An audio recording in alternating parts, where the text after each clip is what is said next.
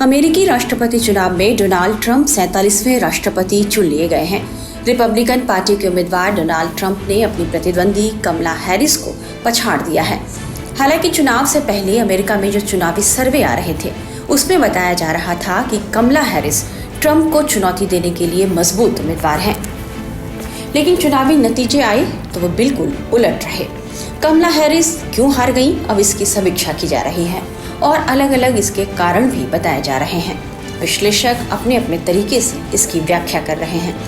कहा जा रहा है कि चुनावी अभियान की देर से शुरुआत, जो बाइडेन के कार्यकाल का बोझ और अमेरिकी मध्य वर्ग से संवाद में असफल रहने के कारण कमला हैरिस चुनाव हार गई हैं। वहीं दूसरी तरफ सोशल मीडिया पर उनकी हंसी को भी उनके चुनाव हारने का मुख्य कारण बताया जा रहा है। ऐसा इसलिए क्योंकि कमला अपने चुनावी अभियान में मतदाताओं से हंस हंस कर मिल रही थी। कहा जा रहा है कि हंसी मजाक की वजह से कमला हैरिस को राष्ट्रपति बनने का एक मौका गंवाना पड़ा। यदि वे ऐसा करने में कामयाब हो जाती तो वे अमेरिका में इतिहास रच सकती थी। कमला हैरिस ने जैसे ही अपना चुनावी अभियान शुरू किया, उनकी एक हंसी उनका पीछा करने लगी। दरअसल उनकी पहली हंसी को 2020 के चुनाव में तब नोटिस किया गया था जब उन्होंने जो बाइडेन को जीत पर हंसते हुए कहा था, जो हम जीत गए। 2024 के चुनाव में उनकी इसी हंसी को विरोधी पार्टी ने मुद्दा बना दिया। डोनाल्ड ट्रंप ने तंज कसते हुए कहा था, मैं उन्हें हंसती कमला कहता हूँ। क्या आपने कभी उन्हें हंसते हुए देखा है? पागल हैं। आप जानते हैं, आप उनकी हंसी से बहुत कुछ बता सकते हैं। नहीं, वो पागल हैं। सोशल मीडिया पर भी ट्रंप के समर्थक हैरिस की हंसी की आलोचना करने लगे। हार के बाद एक बार फिर उनकी हंसी की चर्चा होने लगी है। एक्स पर ट्रंप के एक समर्थक ने लिखा, वॉर रूम में कमला हैरिस के कर्मचारी उनकी हार के बाद उनकी हंसी से तंग आ चुके हैं। हालांकि कई विश्लेषक अब इस बात पर सवाल उठा रहे हैं कि हंसना कब से बुरी बात हो गई और क्या हंसने की वजह से कोई राष्ट्रपति पद के लिए अयोग्य हो जाता है। कई सवाल यह भी हैं कि क्या सार्वजनिक स्थानों पर जोर से हंसने को लेकर व्यापक लैंगिक पूर्वाग्रह है। हालांकि कई अमेरिकी राष्ट्रपति अपनी खिलखिलाती हंसी के लिए जाने जाते हैं। अब्राहम लिंकन की हंसी एक विशिष्ट प्रकार की थी। एंड्रयू जैक्सन की जीवनी के लेखक ने लिखा है कि उनकी हंसी पूरे कमरे में सुनी जा सकती थी। रोनाल्ड रीगन जब भी हंसना चाहते थे खूब हंसते थे। लेकिन डोनाल्ड ट्रंप को कमला हैरिस की हंसी अजीब लगी और उन्होंने उन्हें क्रेजी तक कहा। इतना ही नहीं, सिर्फ कमला की हंसी ही नहीं बल्कि हर कदम पर उनकी स्क्रूटनी की गई, उनके पैंट सूट से लेकर उनकी दौड़ तक की।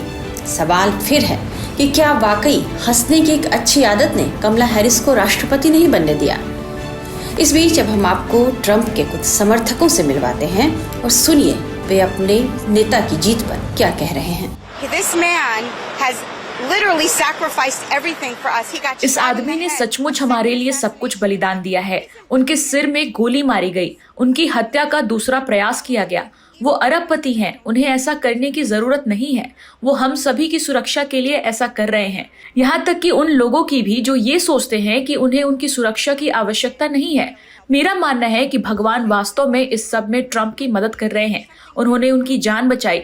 मेरा मानना है कि यहाँ कुछ बड़ा हो रहा है जो ट्रंप से परे है। ये ट्रंप समर्थकों से परे है। कुछ तो है, एक रीसेट है जिसकी आज पूरी दुनिया को जरूरत है और मेरा मानना है कि उन्हें ऐसा करने के लिए नियुक्त किया गया है।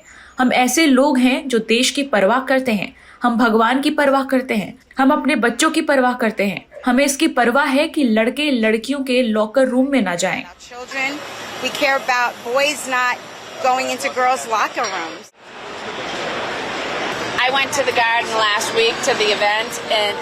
मैं पिछले सप्ताह कार्यक्रम में बगीचे में गई थी और मैं आपको बता रही हूँ, वहाँ इतने सारे युवा यहूदी बच्चों को उनके साथ देखकर बहुत अच्छा लगा।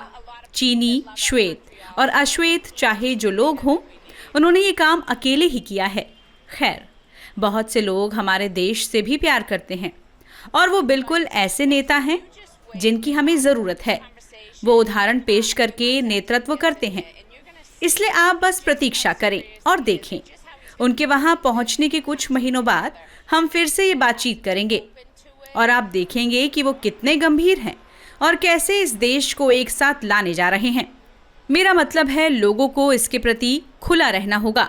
आप जानते हैं, वो कोई मतलबी आदमी नहीं है। आप जानते हैं, वो नहीं है।